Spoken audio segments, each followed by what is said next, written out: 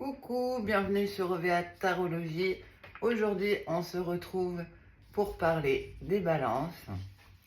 Les balances, voilà.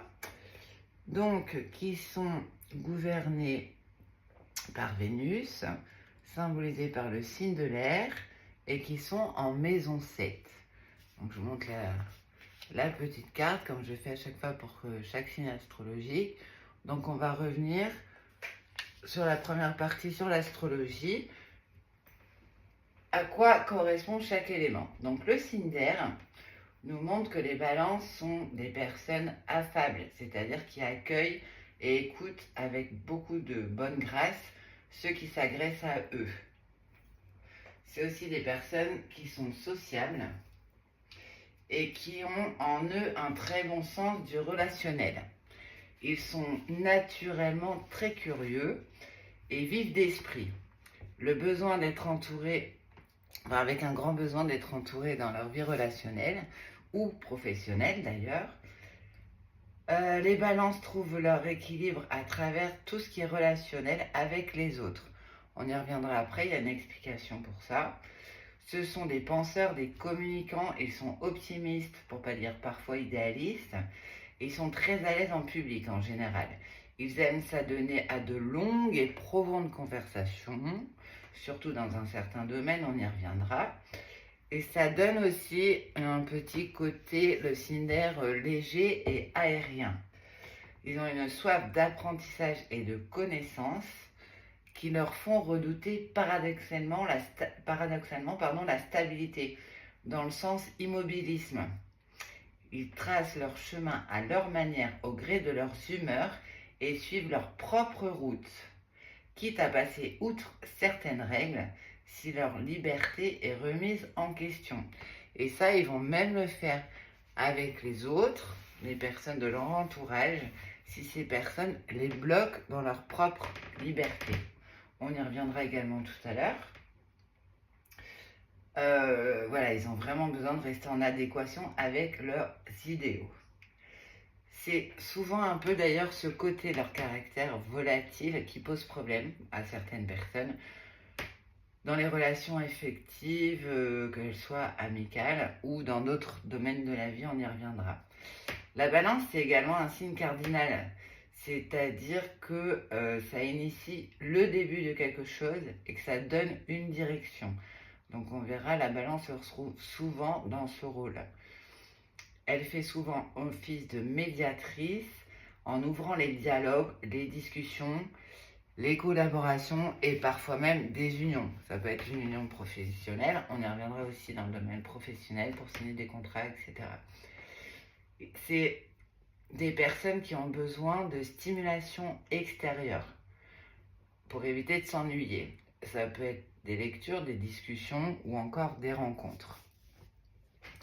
Alors ensuite intervient Vénus. Donc là on a fait le signe d'air, et maintenant on va voir l'influence de Vénus.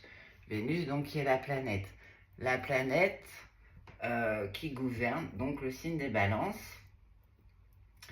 Et c'est une planète qui représente l'amour, l'esthétisme, la beauté sous toutes ses formes. L'art aussi dans ses diverses expressions. Ça symbolise la quête de l'harmonie, la séduction, la sensualité, la notion de plaisir. Ce sont des personnes qui vivent les balances au rythme de leurs sentiments et de leurs sensations, au feeling comme on peut dire. Tout ce qui est affectif a une place très importante dans leur vie. Et ce sont des personnes qui, avec Vénus, aiment le confort, les belles choses, parfois au détriment de leurs propres économies. Voilà. Alors, si on regarde plus particulièrement Vénus en balance, elle amène de l'amour mesuré, réfléchi. Ça donnera une envie d'avoir des unions idéales et parfaites pour avoir un équilibre affectif. À défaut, s'ils n'obtiennent pas cet équilibre affectif, ils peuvent avoir plusieurs relations en même temps. Après, ça reste des bons conciliateurs dans le domaine relationnel, toujours dans le but de préserver l'harmonie. Il peut un natif du Balance peut même aller jusqu'à faire semblant d'être heureux alors qu'au fond de lui, il ne l'est pas, pour être sûr de préserver l'harmonie. En général, c'est pas un grand solitaire parce qu'il aime bien partager ce qu'il vit, ce qu'il ressent, et c'est souvent des personnes très à l'aise dans la partie l'égalité. Alors ensuite intervient la maison 7. La maison 7, je ne sais pas si on voit à l'écran, mais c'est la maison du descendant, donc elle est à l'opposé de l'ascendant. Opposé, à l'opposé, voilà, on retombe sur une notion de balance, comme par hasard, entre guillemets. Et la maison 7, c'est la maison de tout ce qui est relation. C'est la maison de l'amour aussi. Quand on fait le tirage astrologique avec le tarot, par exemple, en maison 7, on va regarder tout ce qui se passe au niveau des relations affectives. C'est la maison du nous sommes à plusieurs. C'est tout ce qui relie ou sépare le moi des autres. Le moi, c'est justement la maison 1 pour l'ascendant. La maison 7, c'est pas le moi tout seul, c'est qu'est-ce qui fait que le moi peut exister à travers les autres. Donc, c'est les contacts choisis pour s'épanouir et avancer. Ça montre aussi l'envie et le besoin de rapports solides d'un côté, donc dans maison 7, mais léger, avec le côté du signe d'air qu'on a vu tout à l'heure. On voit une petite ambivalence qui se dessine. Et donc voilà, des contacts solides, sérieux, mais légers et aériens, c'est-à-dire pas de prise de tête, qui vont pas remettre en question l'équilibre de la balance. Et en général, du fait de la balance, ce sont des personnes qui recherchent une complémentarité. Voilà, pour la partie maison 7. Alors on en vient au signe. Donc on peut dire que c'est un signe qui est censé être en quête d'harmonie et d'équilibre. Il a besoin d'évoluer dans un contexte harmonieux et équilibré.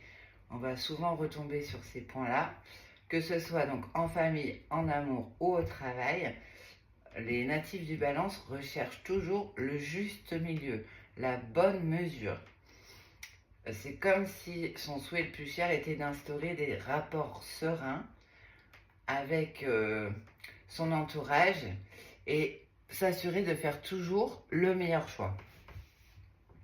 Donc ils aiment l'harmonie, ils se heurtent à tous ceux qui troublent l'harmonie, donc ils évitent en général tout ce qui est dispute, conflit.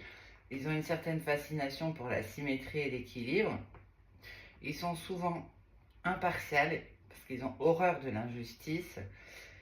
Et en général, ils mettent tout en œuvre pour empêcher toute démonstration d'injustice. Ils peuvent le faire, sinon ils s'en éloignent. Ils redoutent la confrontation, justement, et préfèrent laisser un sentiment de paix et fuir les conflits. Ils sont sensibles aux ambiances, que ce soit les ambiances, les odeurs, tout ce qui se regarde, tout ce qui se sent, tout ce qui se ressent. Ils sont souvent raffinés et aiment vivre dans un climat paisible. Ils ont le sens de la justice et peuvent d'ailleurs discuter de sujets sur l'injustice pendant des heures et des heures. Voilà. Ils sont totalement diplomates et souvent donc de très bons médiateurs et conciliateurs. C'est vraiment, ils ont le talent de rendre la vie la plus douce. Comme voilà, ils sont à la fois sociables, charmants, sympathiques. Et ils ne s'emballent jamais et cherchent toujours à comprendre, à détendre l'atmosphère et à trouver l'harmonie. Pour eux, c'est vraiment capital aussi de se connaître et d'apprécier ce qu'offre la vie. Ils aiment d'ailleurs souvent se détendre avec les énergies de la nature, en partant du principe que les 4 éléments s'équilibrent naturellement. Donc ça permet de garder un rapport harmonieux avec ce qui les entoure. Et surtout, ça permet de se rendre compte que être centré permet de garder sa stabilité quoi qu'il arrive. En général, ils évitent de se laisser submerger par des émotions négatives. Ils aiment et respectent beaucoup leur corps, leur esprit. Et on peut même parler du fait qu'ils respectent leur âme. Leur âme parce qu'ils ont conscience de faire partie d'un grand tout. On dit, voilà, ils sont conscients d'être une petite chose parmi des grandes choses. Et d'ailleurs, ils n'hésiteront pas à se reculer de temps en temps pour pouvoir se ressourcer dans le calme. Donc ça, on y verra tout à l'heure, parce que on peut l'expliquer par le tarot, l'ermite suit la justice. L'ermite, c'est justement la personne qui se retire pour faire le bilan et dans le calme et réfléchir pour analyser et mieux avancer derrière. C'est pas tellement ils ressentent pas le besoin de s'appuyer sur d'autres personnes pour trouver leur équilibre. Voilà, si jamais la personne est célibataire, par exemple, elle le vivra très bien, mais en même temps, elle le vivra bien parce qu'elle restera ouverte aux propositions de la vie. Voilà. C'est aussi avec une forme de bienveillance qui lui permettra de prendre le temps de recueillir toutes les confidences et les remarques affectueuses avant de s'engager. Une fois qu'une balance est engagée, ou la balance s'engage quand elle est sûre que, entre guillemets, les deux cœurs battent à l'unisson. Et quand on dit ça, c'est vraiment autant dans une entente physique qu'intellectuelle. En général, ce sont des personnes qui aiment avec simplicité et qui savent partager de l'harmonie, qui savent, profiter de l'harmonie partagée. Voilà. Si jamais la balance se retrouve dans un désaccord, elle peut vraiment avoir du mal, si elle a cette notion de déséquilibre, avoir justement l'autre heureux sans elle. Donc elle peut se montrer un peu possessive parce que pour elle, tout est une question d'équilibre, mais dans la relation. Voilà. Et si jamais la personne se retrouve un peu trop à chercher à créer des petits conflits, etc., qui va perturber la relation, mais qui sera futile, qui n'aura pas lieu d'être, entre guillemets, pour la balance, et la balance pourra vraiment agir rapidement ou avoir le sentiment que l'autre personne l'empêche de s'épanouir. Et dans ces cas-là, elle pourra avoir une réaction complètement inverse à ses traits originels, c'est-à-dire qu'elle pourra elle-même se pousser l'autre à bout, trouvera des petites techniques pour pousser l'autre à bout. Tout ça parce que pour elle, son intérêt, c'est de retomber sur ses pieds.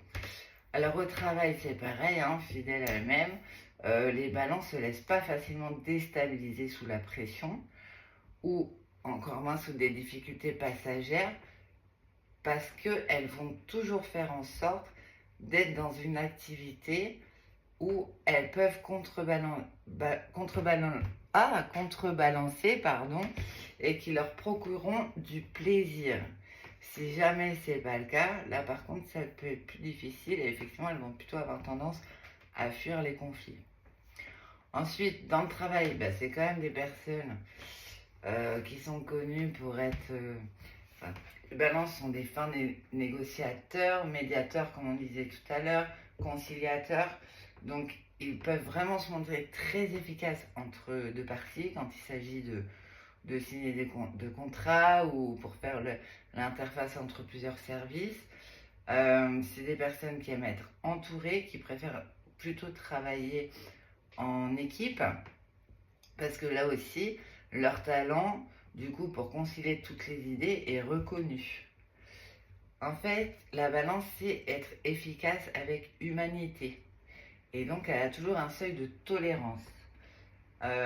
Ensuite, c'est pas un signe qui éprouve spécialement le besoin de se mettre en avant, contrairement à ce que d'autres peuvent penser, et qui dégage une présence de toute façon qui passe pas inaperçue. Alors, pourquoi je dis ça? Parce que pour la balance, soigner son apparence est très important pour ses relations. En fait, l'apparence est au service de ses relations et non l'inverse. En plus, elle a un calme qui inspire confiance et qui lui permet de recueillir des confidences ou des informations qui vont être sensibles et ou utiles. Et donc, souvent, la balance parvient à ses fins, mais avec délicatesse et toujours dans le respect de chacun. La balance a un grand sens de la justice, encore une fois. Alors du coup, elle se fait un devoir de traiter chacun comme il le mérite.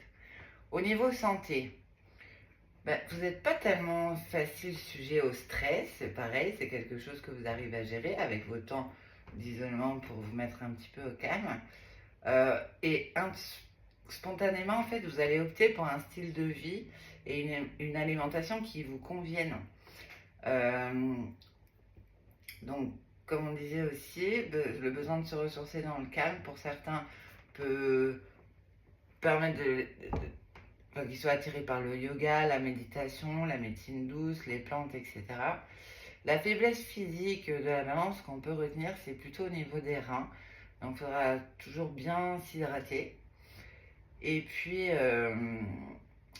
ces petites contraintes physiques peuvent apparaître quand vous êtes obligé de faire un choix, les balances. Ça vous met dans une position, c'est là où le stress ressort sur le corps. Donc, c'est pas anodin. Si à un moment du choix, comme ça, au moment de faire un choix, vous sentez un peu déséquilibré, que ça se répercute physiquement. Et quand vous êtes contraint de faire un choix, souvent vous avez tendance à trop analyser les arguments de tous les côtés. Et du coup, ça vous éloigne de votre propre avis. Voilà, c'est bien d'être dans la conciliation, mais il ne faut pas se perdre soi-même au passage. Et du coup, ça vous est peut-être arrivé, ou parfois on peut vous reprocher d'être indécis. Voilà, et comme vous le savez mieux que personne, la clé réside dans l'équilibre. Donc sur les choix, n'hésitez pas à écouter, ça on sait que de toute façon vous ne pouvez pas faire autrement, mais à vous écouter aussi vous-même au passage.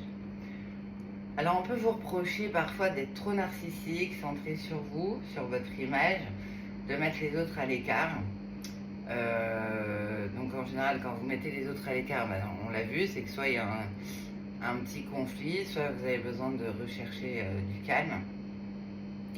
Ou parfois c'est parce que vous préférez agir seul et avez du mal à demander de l'aide. Donc ça contraste pour l'entourage avec votre sens relationnel auquel les autres s'habituent très vite. Et c'est ce besoin d'harmonie relationnelle qui peut parfois vous amener à faire des mauvais compromis, ou le désir de trouver toujours le choix le plus parfait qui peut vous conduire à avoir des hésitations qui vont être douloureuses pour vous, que vous aurez du mal à accepter. Ça va vous mettre dans un état un peu, voilà, où vous perdrez le lead sur vous-même, entre guillemets. Donc ça, c'est un peu normal parce que c'est pour ça, enfin, ça se rejoint. Le fait que la maison 7 soit opposée aux maisons 1, donc l'ascendant face au descendant, encore une fois, la maison 1, c'est le moi, donc c'est le moi qui existe indépendamment des autres, entre guillemets, le moi l'état primitif, alors qu'en maison 7, donc le descendant pour la balance, c'est le moi ne peut exister qu'à travers l'existence des autres. Mais pour autant, le moi existe aussi. Donc c'est ce qui fait un petit peu cette recherche d'équilibre entre le moi et les autres, qui est permanent chez la balance, mais qui fait que par moment, elle peut renvoyer le sentiment d'être vraiment très égocentrique, très tournée sur elle-même, et par d'autres moments, au contraire, totalement ouverte vers les autres.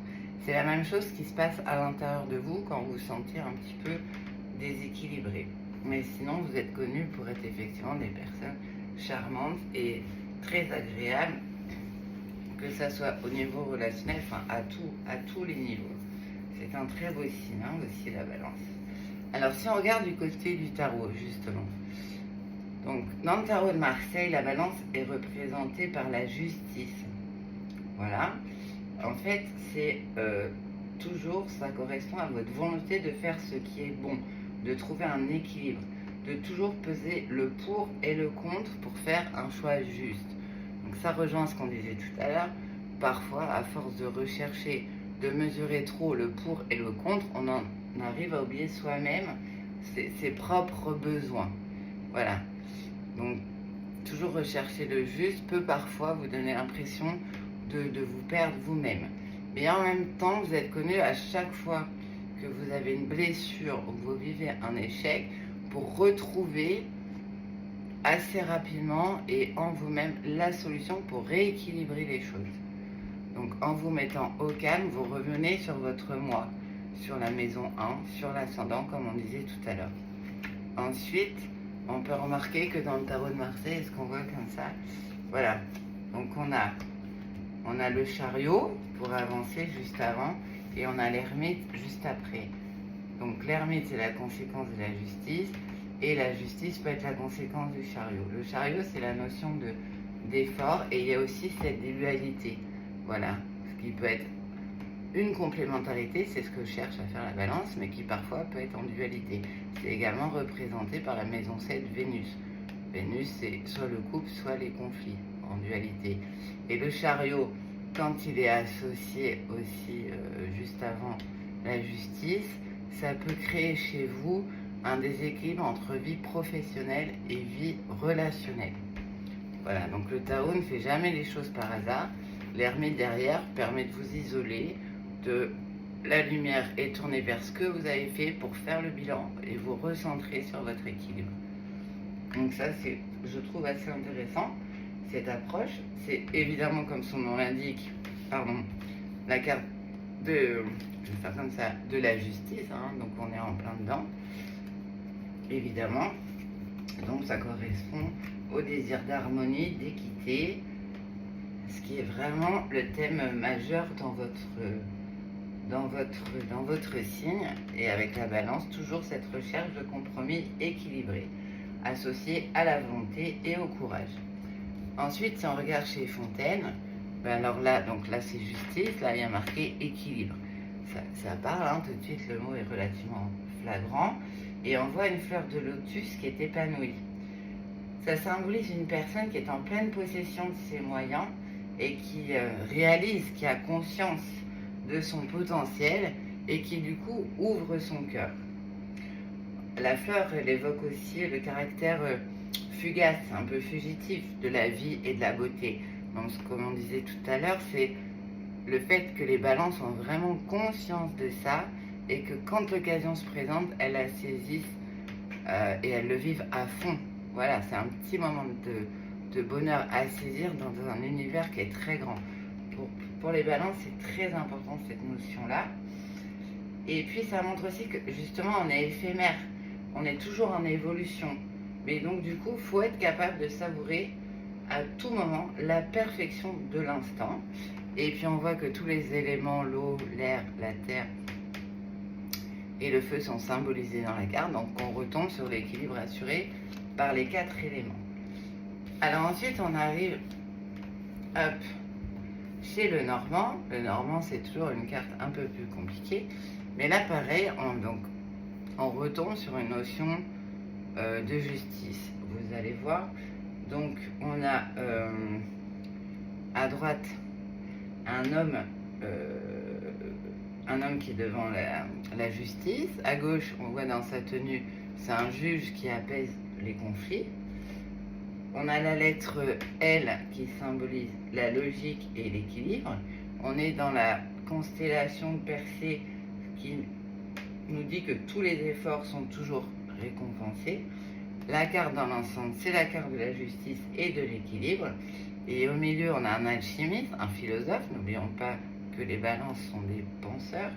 Donc à l'époque, voilà, l'alchimiste était, entre guillemets, la symbolique, c'est égal à un philosophe, parce que c'est quelqu'un qui va essayer de faire évoluer la matière pour apporter quelque chose de plus à l'humanité. Donc là, il pèse le poids de la matière pour s'assurer qu'il y a un équilibre. Voilà, en fait, il cherche l'équilibre avec... il est obligé de le quantifier avant de le dissoudre, pour trouver cette nouvelle solution qui apporterait une solution pour tout le monde. Et ça, c'est aussi que ça donne l'espoir qu'on peut toujours arranger les choses. Si on est honnête, réfléchi et organisé avec une certaine précision. Voilà pour les balances. Bah écoutez, j'espère que cette petite vidéo vous aura plu. Ah non, pardon, si j'oublie la carte de l'amour, vous allez m'en vouloir. Alors j'ai choisi la lune de miel. Pourquoi la lune de miel? Parce que c'est pareil, elle correspond bien en balance, parce que il y a un cadre, hein, il y a une gondole, donc on imagine qu'on est à Venise. Venise, c'est connu pour être quand même un endroit idyllique pour passer une lune de miel. Donc, tout esthétiquement est très joli. On a l'eau, on a la lune. Enfin, elle est très bien, les proportions sont bonnes. Et la lune de miel, bah, ça renvoie du coup à un mariage qui a été officialisé. Donc ça veut dire que la balance a trouvé son équilibre. Et dans ces cas-là, pour elle, c'est très important que les choses soient bien faites et que, voilà, qu'il y ait eu un mariage et donc une lune de miel après. Et puis on retrouve le côté très romantique. Voilà. Et puis donc, savoir apprécier l'enchantement du moment présent. Voilà, mais j'en ai terminé. J'espère que cette petite vidéo vous aura plu. N'hésitez pas à réagir si vous avez des questions. Et puis comme d'habitude, je terminerai juste pour dire que là j'ai fait les balances en général pour connaître votre personnalité. N'hésitez pas à me contacter pour qu'on regarde justement votre ascendant à vous, votre descendant, votre signe lunaire qui apporte quand même des informations plus précises qu'on peut compléter par un tarot langage après. Mais écoutez, je vous dis à très bientôt sur EVA. Prenez soin de vous.